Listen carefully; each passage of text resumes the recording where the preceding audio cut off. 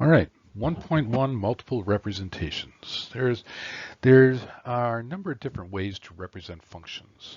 One, we could represent them verbally, that is, with a description of the situation. We could also describe them or represent them algebraically, that is, with an equation. Okay. Now, if that equation is linear, we often put this in slope-intercept form. Remember, slope-intercept form is y equals mx plus b, where m represents the slope and b represents the y-intercept.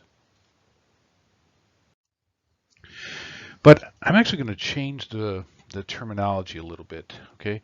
And I want to call slope the rate of change, how fast the line changes. Remember, slope is rise over run, so we could also represent that by saying rate of change, all right? And it's a little more general.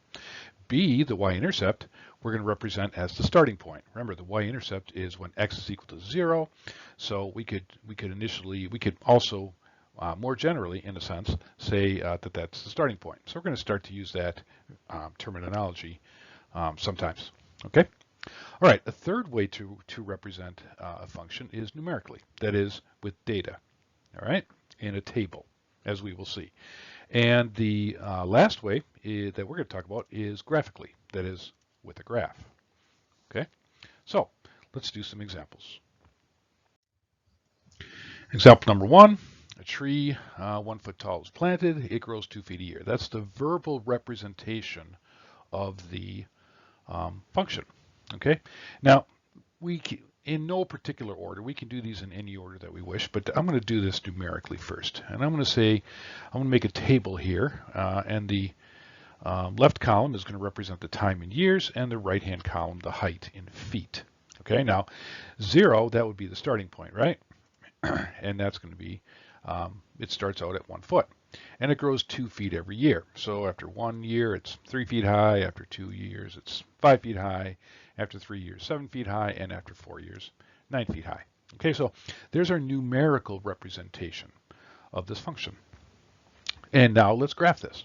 Okay, and so we got to scale the axes. So I'm going to scale the x-axis like this, left-hand column being the independent variable. We'll scale it like that, and then the vertical axis I'm going to scale like that. Okay, and then we're going to graph this. All right, and so we end up with these points. Okay, and kind of fourth is kind of off scale. That would be up here somewhere, but I kind of ran out of scale the way I scaled it. So we'll just leave it like this, and then we can sketch the line. Notice it doesn't go into the negative x values because that would represent negative years, right? And that doesn't make any sense. So here's our linear, here's our line. Okay. Okay, finally, I want to represent this algebraically. That is, with an equation. Okay, and remember that m is the rate of change and b is the starting point. The starting point was 1 foot, okay, or 1, and the rate of change was 2. So inserting those values into here, and we arrive at this algebraic representation of this function.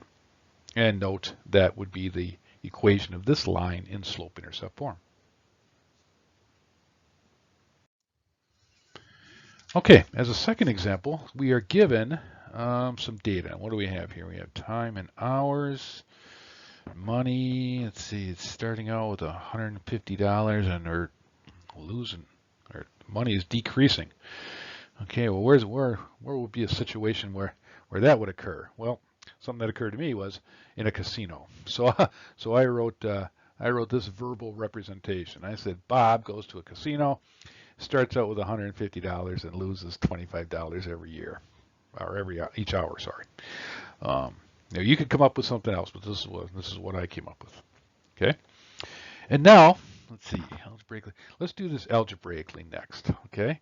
And the starting point was 150, and the rate of change was 25, but negative 25, right? So he's losing 25 each hour. So the algebraic representation would be this. Okay. All right, let's graph this now. So we got to scale the axes again. I'm going to scale the x-axis like that. Then the y-axis, I think I'll scale it like that, just to fit all the points on this time. And then we graph it 0, 150, 1, 125, etc., etc., and we get these points. Okay. and then we can just connect them to make a line like that. All right, so this would be the 4 ways that we could represent this particular function. All right, now you try this, okay? This time you started out with a algebraic expression, all right? So come up with the other representations of this function. Graphically, you could just graph the line, right? But then make something up verbally and make the numbers fit the data. You know, I might do graphically and then numerically and then verbally this one. I don't know, but you can do whatever you want. So pause this and do this example.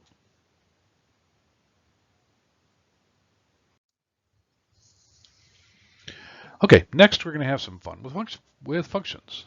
Let's say that f of x is equal to negative 3x plus 8, and we want to do various things with this. For example, let's take f of 5.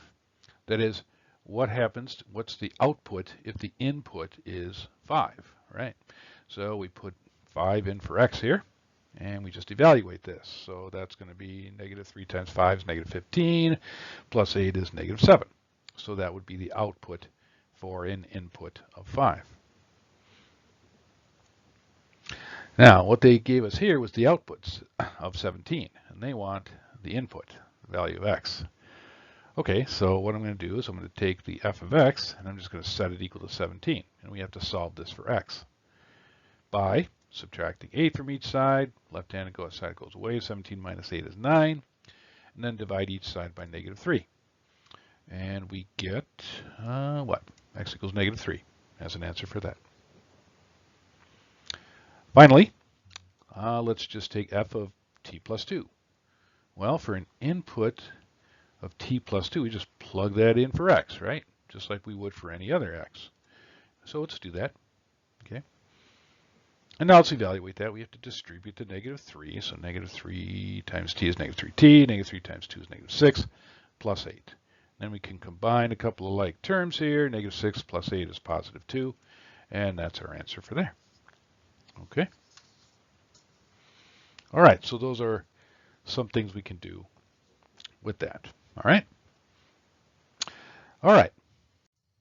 As a last exercise, we want to plot some data. Now, you could do this on a graphing calculator, but graphing calculators are expensive, and Desmos is free if you have access to the internet, right?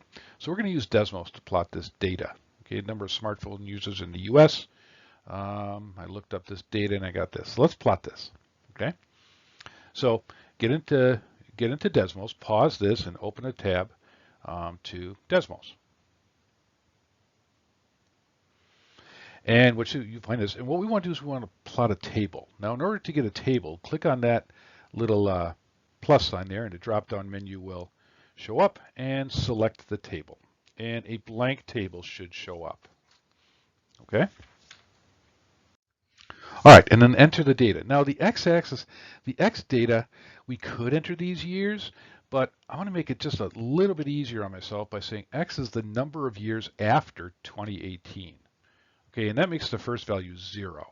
And that's just going to make our lives just a touch easier later on. So I'm gonna say this, and then 2019 would be 1, 2020 would be 2, 2021 is 3. So I'm gonna label it like this, and I invite you to do the same, just so that our answers will match up.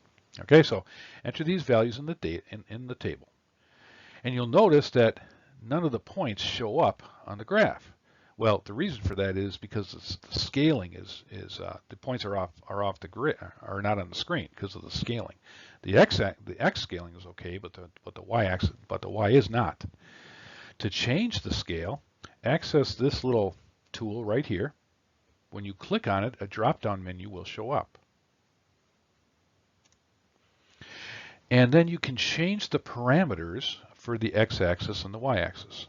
So if you would, please just change these 0, 10, 260, and 310. You can change them to other values if you want. If you make that x like -2, this point right there will show up a little more. Or you can simply grab the screen and pull it over, okay? But you'll see all the points on the screen. So go ahead and do that. Okay, and then you can click anywhere in this window, and this will disappear. Okay. Okay, now we're going to assume that data was linear, just for the purpose of doing a regression, okay, or a linear regression anyway. And so we want to, do a linear regression by typing this, y1 tilde ax1 plus b. Okay, now the way to do that is to just click in this line 2, okay, and then it'll show up. It'll give you a place to type, and then type in y1. Don't worry about the subscript. Just type 1. It'll subscript automatically. Tilde is up in the upper left-hand corner next to the exclamation point. ax1 plus b. And when you do that, a line will appear on the graph, and you'll get these little numbers down here. Okay. The r squared, that's something called a correlation coefficient. It's a measure of how linear the data is. You should get at least 0.9 something. That's actually not that great of a coefficient, but never mind about that. Just we'll take the A's and the B's. So the 7.881 is the A, and 276.81 is the B. And so that's what we can put in for our values. And that's the algebraic representation of this data that was in the table. Okay, qualifier, x1 are the number of years after 2018. Okay, and now we can apply this equation to a whole bunch of situations, basically any year that we want. So let's apply it first to estimate the number of smartphone users in 2025. Okay, now x1 are the number of years after 2018, so we have to subtract 2018 from 2025 to get 7 and use that as our x. Okay, and if you operate your calculators, you'll come up with an answer of about 331.5. And remember, that number's in millions, so about 331.5 million. Okay? What about 2035? All right, well, actually pause this and complete this, okay? First find your x1, then plug it into the equation and crank out an answer.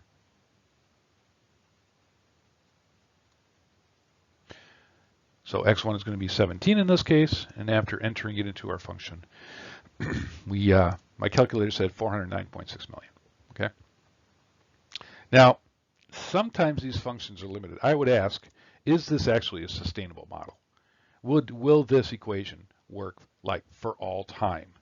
And the answer is probably certainly not, because the number of smartphone users are dying. The population size is just going to limit this, right? So this is not really a sustainable model. So we have to limit this to what's called the relevant domain, something we'll talk about later.